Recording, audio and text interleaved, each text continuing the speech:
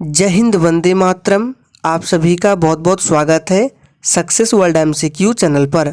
तो फ्रेंड्स, आज से बिहार दरोगा पीटी एग्ज़ाम 2022-23 के लिए मॉडल प्रैक्टिस सेट को स्टार्ट कर रहे हैं। और इस मॉडल प्रैक्टिस सेट में आपको जीके जीएस के साथ साथ करंट अफेयर्स के क्वेश्चंस भी देखने को मिलेगा। और देखिए, अगर आप लोगों को इस बार बिहार दरोगा में सिलेक्शन लेना है तो आप लोग अभी से तैयारी में लग जाइए, क्योंकि बाद में फिर आपको तैयारी करने का मौका नहीं मिलता है। तो चलिए, इसी के साथ हम आज के सेशन को स्टार्ट करते हैं। तो चलिए, सबसे पहले हम लोग 5 से 6 मोस्ट इम्पॉर्टेंट करंट अफेयर्स को करते हैं। तो फर्स्ट क्वेश्चन है, राज्य खाद्य सुरक्षा सूचकांक 2020-21 में पहला स्थान किस राज्य को प्राप्त हुआ है? आपको आंसर करने के लिए मैक्सिमम 5 सेकंड का टाइम दिया जाता है।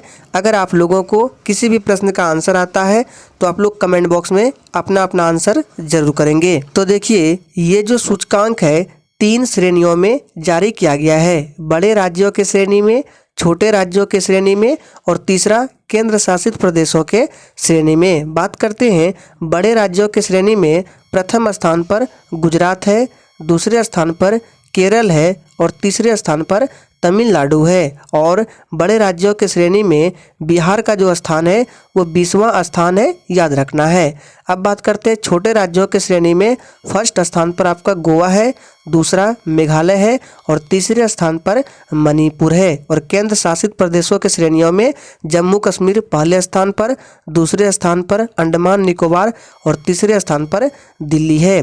तो इस प्रश्न का सही जवाब हो जाएगा सी ऑप्शन, गुजरात हो जाएगा। गुजरात का पहला स्थान है बड़े राज्यों के श्रेणी में। नेक्स्ट क्वेश्चन को देखते हैं, वर्ष 2021 के लिए साहित्य का नोबेल पुरस्कार सम्मान से किस व्यक्ति को सम्मानित किया गया है? बहुत ही शानदार प्रश्न है, चलिए आंसर करते जाएंगे। तो देखिए, इस प्रश्न का सही जवाब हो जाएगा C option, Abdul Razzaq Gurnah को सम्मानित किया गया है। ये किससे संबंधित है? तो ये तंजानिया से संबंधित है। नेक्स्ट क्वेश्चन देखिए, अक्टूबर 2021 में किस राज्य के प्रसिद्ध सफ़ेद प्याज को जीआई टैग प्रदान किया गया है? मोस्ट इम्पॉर्टेंट प्रश्न है आपके एग्जाम के लिए, चलिए आंसर बताएंगे। अक्टूबर 2021 में किस राज्य के प्रसिद्ध सफ़ेद प्याज को जीआई टैग प्रदान किया गया है? तो ये महाराष्ट्र राज्य के सफ़ेद प्याज को जीआई टैग प्रदान किया गया है। फर्स्ट ऑप्शन हमारा बिल्कुल सही जवाब है। चलिए आगे देखते हैं, 66वें फिल्म फेयर पुरस्कार 2021 में सर्वश्रेष्ठ अभिनेत्री का पुरस्कार किसे मिला है? चलिए आंसर करते जाएंगे। और देखिए, प्रत्येक स्टूडेंट को अपना अपना आंसर कमेंट बॉक्स में देना है। आंसर करने से होता क्या है, आपको प्रश्न ज़्यादा दिन तक याद रहते हैं। तो देखिए, 66वें फिल्म फेयर पुरस्कार 2021 में सर्वश्रेष्ठ अभिनेत्री का पुरस्कार मिला है तापसी पन्नू को। तो डी ऑप्शन बिल्कुल सही जवाब हो जाएगा, तापसी पन्नू को। अगर बात करें सर्वश्रेष्ठ अभिनेता का पुरस्कार किसे दिया गया है, तो इरफान खान को दिया गया है। दोनों को याद रखना है। चलिए आगे देखते हैं, शिल्पग्राम महोत्सव 2021 का आयोजन कहाँ किया गया? चलिए आंसर करेंगे। तो देखिए, प्रश्न 5 के लिए अगर आप लोगों ने ऑप्शन ए को दिया है तो बिल्कुल सही जवाब हो जाएगा, असम के गुवाहाटी में किया गया है। चलिए आगे देखते हैं, यहाँ से अब आपके जीके जीएस के प्रश्न स्टार्ट होते हैं। तो प्रश्न है, पूरा पाषाण काल में आदि मानव के मनोरंजन का साधन क्या था? बहुत ही ज़बरदस्त और शानदार प्रश्न है, चलिए आंसर बताएंगे। तो देखिए, इसका सही जवाब हो जाएगा फर्स्ट ऑप्शन, शिकार था। पूरा पाषाण काल में आदि मानव का मनोरंजन का साधन शिकार था। नेक्स्ट क्वेश्चन देखिए, चाणक्य किसका प्रधानमंत्री था? चलिए आंसर बताएंगे। सोच समझ कर आंसर करना है और सेशन के एंड में अपना अपना स्कोर जरूर देना है। तो देखिए, चाणक्य जो है ये किसका प्रधानमंत्री था? तो ये चंद्रगुप्त मौर्य का प्रधानमंत्री था। एग्जाम में पूछा जाता है कि चंद्रगुप्त मौर्य के पुत्र का नाम क्या था? तो बिंदुसार था, ध्यान रखना है। चलिए इसी के साथ आगे देखते हैं, हिजरी संवत कब आरंभ हुआ था? मोस्ट इम्पॉर्टेंट प्रश्न है और बिल्कुल इसी तरह के प्रश्न आपसे एग्जाम में भी पूछे जाएंगे। तो देखिए, इस प्रश्न के लिए राइट आंसर अगर आप लोगों ने ऑप्शन डी को दिया है तो बिल्कुल सही जवाब हो जाएगा। 16 जुलाई 622 ईस्वी को हिजरी संवत आरंभ हुआ था। एग्जाम में पूछा जाता है कि शक संवत की शुरुआत कब की गई थी, तो ये शक संवत की शुरुआत हुई थी 78 ईस्वी में। इसकी शुरुआत किसने किया था, तो कनिष्क ने किया था, ध्यान रखना है। नेक्स्ट क्वेश्चन को देखिए, तराइन का प्रथम युद्ध कब हुआ था। चलिए आंसर करते जाएंगे और देखिए प्रश्न के साथ आपको जितने भी एक्स्ट्रा फैक्ट बताते हैं उनको ध्यान से सुना कीजिए, और अगर आप लिखना चाहते हैं तो लिख सकते हैं। तो देखिए तराइन का प्रथम युद्ध जो है ये 1191 ईस्वी में पृथ्वीराज चौहान और मोहम्मद गौरी के बीच हुआ था। जिसमें कौन जीता था, तो पृथ्वीराज चौहान जीत गया था। तो फर्स्ट ऑप्शन है 1191 में। और सेकंड युद्ध किसके किसके बीच हुआ था, तो 1192 ईस्वी में तराइन का दूसरा युद्ध हुआ था पृथ्वीराज चौहान और मोहम्मद गौरी के बीच, जिसमें क्या हुआ था, मोहम्मद गौरी जीत गया था। नेक्स्ट क्वेश्चन को देखिए, दक्षिण भारत में भक्ति विचारों का प्रसार किसने किया। चलिए सोच समझ के आंसर करना है। तो देखिए दक्षिण भारत में भक्ति विचारों का प्रसार किया है रामानुज ने। फर्स्ट ऑप्शन हमारा बिल्कुल सही जवाब है, और ये प्रश्न बिहार दरोगा के एग्जाम में पूछा गया है। नेक्स्ट क्वेश्चन देखिए, शाहजहां के शासनकाल में किसने विद्रोह किया था। तो देखिए प्रश्न 11 के लिए राइट आंसर जो होगा ऑप्शन डी के साथ चला जाएगा, यानी कि खान ए जहां लोदी और जुझार सिंह दोनों ने शाहजहां के शासनकाल में विद्रोह किया था। नेक्स्ट क्वेश्चन को देखते हैं, 1857 के विद्रोह की शक्ति का सबसे महत्वपूर्ण तत्व कौन सा था। तो देखिए प्रश्न 12 के लिए राइट आंसर ऑप्शन क्या हो जाएगा, डी के साथ चला जाएगा, हिंदू मुस्लिम एकता। 1857 के विद्रोह की शक्ति का सबसे महत्वपूर्ण तत्व जो था ये हिंदू मुस्लिम की एकता था। चलिए आगे देखते हैं, बनारस हिंदू विश्वविद्यालय की स्थापना किसने की थी। ये भी बिहार दरोगा के प्रीवियस एग्जाम में पूछा गया प्रश्न है। चलिए आंसर बताएंगे, बनारस हिंदू विश्वविद्यालय की स्थापना किसने किया। तो देखिए इसकी स्थापना जो है 1916 ईस्वी में, डेट भी याद रखना है, पूछा जाता है 1916 ईस्वी में पंडित मदन मोहन मालवीय के द्वारा किया गया था। चलिए आगे देखते हैं, निम्नलिखित में से कौन उग्रपंथी नेता नहीं थे। चलिए आंसर बताएंगे, और देखिए अगर आपको किसी भी प्रश्न में थोड़ा भी डाउट होता है तो तुरंत आप कमेंट करके बता सकते हैं, आपको 100% रिप्लाई मिलेगा। तो देखिए इनमें से पूछा जा रहा है कि कौन उग्रपंथी नहीं थे, तो इसका सही जवाब होगा गोपाल कृष्ण गोखले, ये उग्रपंथी नहीं थे। बाकी बाल गंगाधर तिलक, मदन लाल, उधम सिंह ये उग्रपंथी नेता थे। नेक्स्ट क्वेश्चन देखिए, मोहम्मद इकबाल के गीत जो सारे जहां से अच्छा है, इस गीत को किसने संगीतबद्ध किया। चलिए आंसर करते जाएंगे। और फ्रेंड्स देखिए अगर आप लोगों को सेशन थोड़ा भी पसंद आता है तो आप लोगों का फ़र्ज बनता है कि आप लोग सेशन को दिल से लाइक करें। और देखिए मैं बार बार लाइक करने के लिए नहीं कह सकता, क्योंकि इससे बहुत सारे स्टूडेंट इरिटेट होते हैं, इसलिए आप लोग दिल से लाइक करें। तो देखिए इस प्रश्न का सही जवाब सी हो जाएगा, पंडित रविशंकर हो जाएगा। नेक्स्ट क्वेश्चन को देखते हैं, वाटरलू कहाँ स्थित है। इंग्लैंड में, फ्रांस में, स्पेन में या बेल्जियम में।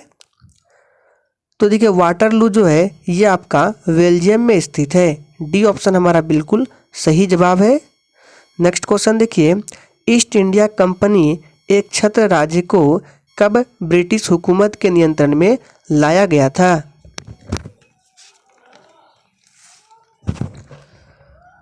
Times up.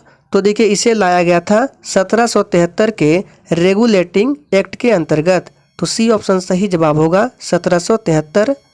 नेक्स्ट क्वेश्चन, सबसे लंबे समय तक कांग्रेस का अध्यक्ष रहने का श्रेय किसे प्राप्त है। चलिए आंसर बताएंगे। और फ्रेंड्स अगर आप इसका पीडीएफ डाउनलोड करना चाहते हैं तो पीडीएफ भी मिलेगा, सेशन में बने रहिए, आपको सब बता दिया जाएगा कि कहाँ पर इसका पीडीएफ मिलेगा, और बिल्कुल फ्री में आप डाउनलोड कर सकते हैं। तो देखिए सबसे लंबे समय तक कांग्रेस का अध्यक्ष कौन था, तो मौलाना अबुल कलाम आज़ाद। बी ऑप्शन हमारा बिल्कुल सही जवाब है। नेक्स्ट क्वेश्चन, लाल, बाल एवं पाल किन नेताओं के समूह को कहा जाता है? ये भी प्रश्न पूछा गया प्रश्न है।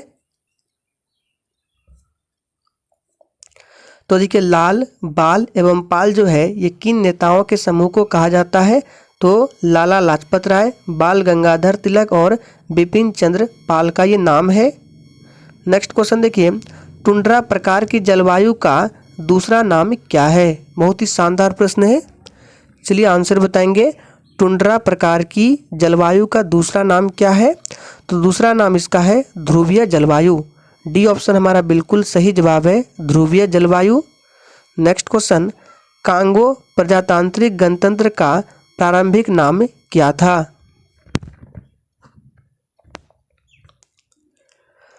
तो देखिए कांगो प्रजातांत्रिक गणतंत्र का प्रारंभिक नाम जायरे था। नेक्स्ट क्वेश्चन देखते हैं, निम्न में से कौन सा देश भूमि से घिरा हुआ नहीं है? यानी कि आपको बताना है इन चारों ऑप्शन में से कौन सा लैंड लॉक कंट्री नहीं है। तो देखिए इनमें से जो भूमि से घिरा हुआ नहीं है वो कैमरून है। डी ऑप्शन बिल्कुल सही जवाब हो जाएगा। और देखिए पैराग्वे और बोल्विया जो है ये दक्षिण अमेरिकी देश है, याद रखना है। नेक्स्ट क्वेश्चन, एनु जनजाति कहाँ पाई जाती है? चलिए आंसर बताएंगे। एनु जनजाति कहाँ पाई जाती है? तो देखिए एनु जनजाति जो है ये जापान में पाई जाती है। बी ऑप्शन बिल्कुल सही जवाब है। नेक्स्ट क्वेश्चन, हिमालय की सर्वाधिक ऊंची चोटियाँ पाई जाती है? चलिए प्रश्न नंबर 24 के लिए आप लोग आंसर करेंगे। हिमालय की सर्वाधिक ऊंची चोटियाँ पाई जाती है तो ये पाई जाती है नेपाल हिमालय में। तो डी ऑप्शन हमारा बिल्कुल सही जवाब है, नेपाल हिमालय में। नेक्स्ट क्वेश्चन देखिए, भारत का सबसे ऊंचा जलप्रपात किस राज्य में अवस्थित है? चलिए आंसर करते जाएंगे।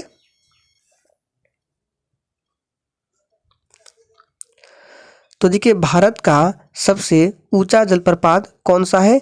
जोग जलप्रपात है, याद रखना है। इसका और भी नाम है जिसको बोला जाता है गरसोप्पा जलप्रपात, महात्मा गांधी जलप्रपात, इतने सारे नाम से जाने जाते हैं जोग जलप्रपात। और ये शरावती नदी पर है, कहाँ? कर्नाटक में। तो सी ऑप्शन हमारा बिल्कुल सही जवाब है।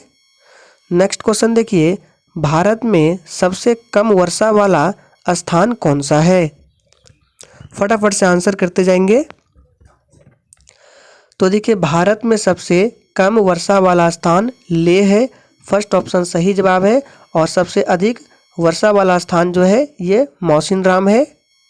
नेक्स्ट क्वेश्चन, बागानी कृषि प्रचलित है, कहाँ पर प्रचलित है? देखिए बात करते हैं बागानी कृषि क्या होता है। तो देखिए कहवा, चाय, मसाले, रबड़ की खेती को बागानी कृषि कहा जाता है। और बागानी कृषि प्रचलित है कहाँ पर? भारत में भी है, मलेशिया में भी है और श्रीलंका में भी है। तो डी ऑप्शन हमारा बिल्कुल सही जवाब है इनमें से सभी। नेक्स्ट क्वेश्चन देखिए, देश का पहला जैव मंडल सुरक्षा क्षेत्र है। चलिए तो देखिए देश का पहला जैव मंडल सुरक्षा क्षेत्र कौन सा है? तो ये नीलगिरी है, फर्स्ट ऑप्शन सही जवाब है। भारत में टोटल जैव मंडल सुरक्षा क्षेत्रों की संख्या 18 है। नेक्स्ट क्वेश्चन देखिए, निम्नलिखित में से कौन रबी की फसल नहीं है? चलिए आंसर करते जाएंगे। तो देखिए रबी की फसल कौन नहीं है? तो आप सभी जानते हैं ज्वार जो है ये खरीफ की फसल है, रबी की फसल नहीं है। नेक्स्ट क्वेश्चन, सिंधु नदी का उद्गम स्थल क्या है? बहुत ही सिंपल प्रश्न है और आसान भी है। तो देखिए सिंधु नदी का उद्गम स्थल आप सभी जानते हैं मानसरोवर झील से होता है, सी ऑप्शन सही जवाब है।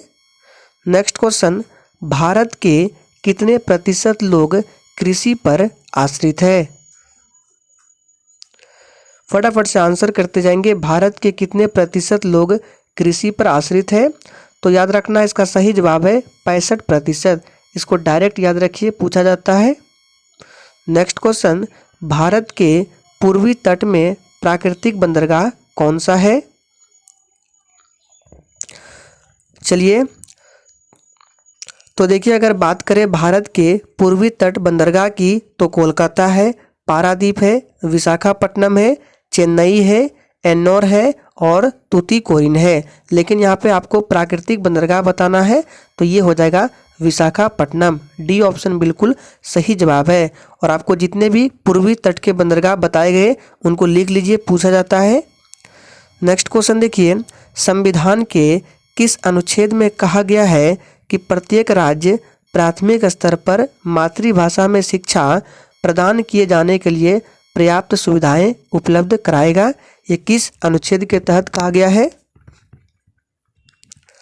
तो देखिए ये जो कहा गया है अनुच्छेद 350A के अंतर्गत। सी ऑप्शन सही जवाब है। नेक्स्ट क्वेश्चन, प्रखंड ब्लॉक स्तर पर पंचायत समिति एक क्या है?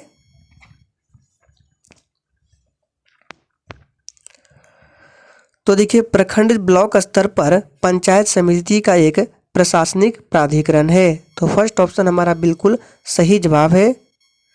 नेक्स्ट क्वेश्चन को देखिए, राष्ट्रपति जब किसी विधेयक पर अनुमति नहीं देता है तो वह कहलाता है? चलिए आंसर करते जाएंगे। तो देखिए राष्ट्रपति जब किसी विधेयक पर अनुमति नहीं देता है तो वह पूर्ण वीटो कहलाता है। फर्स्ट ऑप्शन सही जवाब है। नेक्स्ट क्वेश्चन, नौकरी में समान अवसर का अधिकार संविधान के किस आर्टिकल में प्रतिस्थापित किया गया है?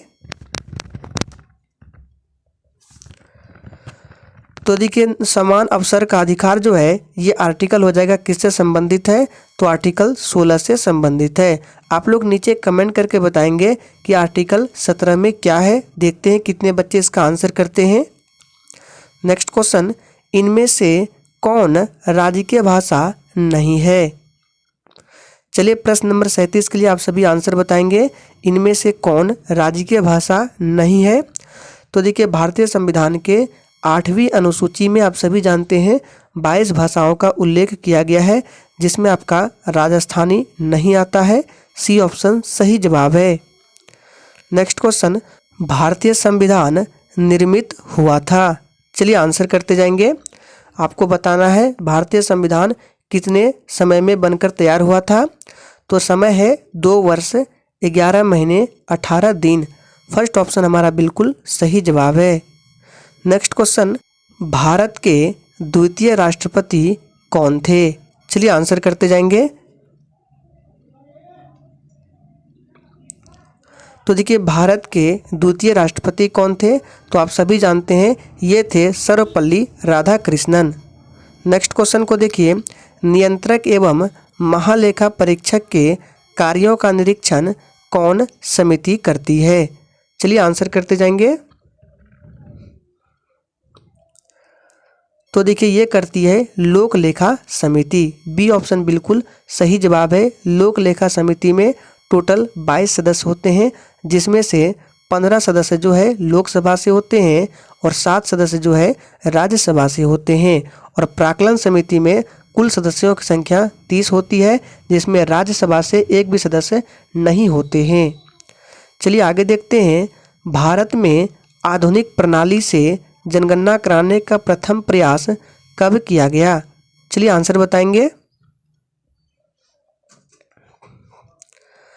तो देखिए भारत में आधुनिक प्रणाली से जनगणना कराने का प्रथम प्रयास जो है ये किया गया 1872 में। किसके शासनकाल में? तो लॉर्ड मेयो के शासनकाल में। और नियमित जनगणना जो है इसकी शुरुआत 1881 से होती है। किसके शासनकाल में? तो लॉर्ड रिपन के शासनकाल में। नेक्स्ट क्वेश्चन, आर्थिक समस्याएं मुख्यतः किसके कारण उत्पन्न होती है? तो देखिए आर्थिक समस्याएं जो है ये मुख्यतः अत्यधिक जनसंख्या के कारण उत्पन्न होती है। नेक्स्ट क्वेश्चन, सिस्टम को बूट करने का क्या अभिप्राय है? चलिए आंसर करते जाएंगे। सिस्टम को बूट करने का क्या अभिप्राय है? तो देखिए इस प्रश्न का सही जवाब है ऑपरेटिंग सिस्टम को लोड करना होता है इसका मतलब। नेक्स्ट क्वेश्चन, निम्नलिखित में से किस क्षेत्र में अमरावती स्कूल ऑफ आर्ट पल्लवित थे? तो ये किस स्कूल में थे? आंध्र प्रदेश में। सी ऑप्शन हमारा बिल्कुल सही जवाब है। नेक्स्ट क्वेश्चन, भारत की प्रथम महिला विदेश सचिव कौन है? तो देखिए, भारत की प्रथम महिला विदेश सचिव कौन है? तो आप सभी जानते हैं, ये चोकिला अय्यर है।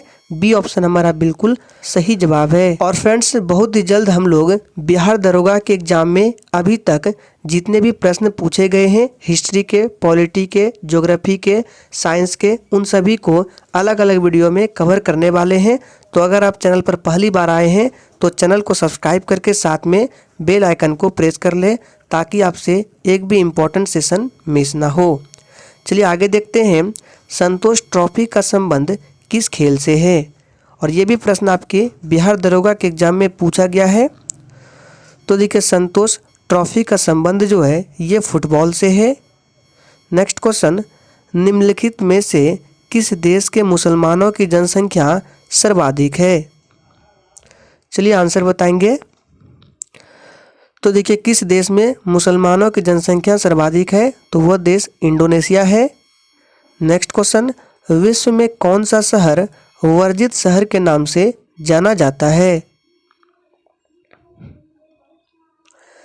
तो देखिए, कौन सा शहर है जो वर्जित शहर के नाम से जाना जाता है? तो ये है ल्हासा। डी ऑप्शन बिल्कुल सही जवाब है, ये तिब्बत में है।